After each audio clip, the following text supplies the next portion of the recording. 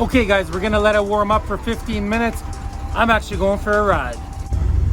Well guys, she purrs like a kitten. Oh yeah.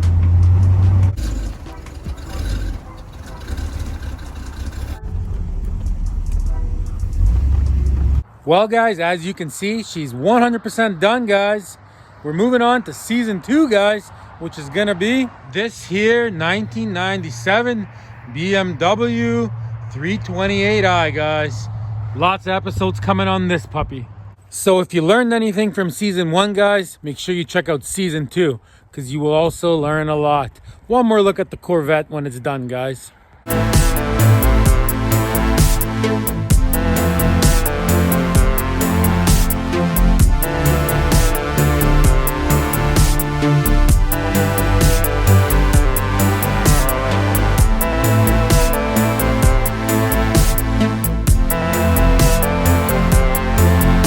All right, guys, she's leaving.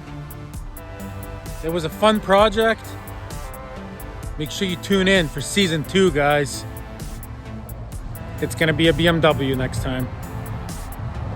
It's a sad day here at Problem Solver Garage, but it's a good day here at Problem Solver Garage. She's leaving, all finished, guys.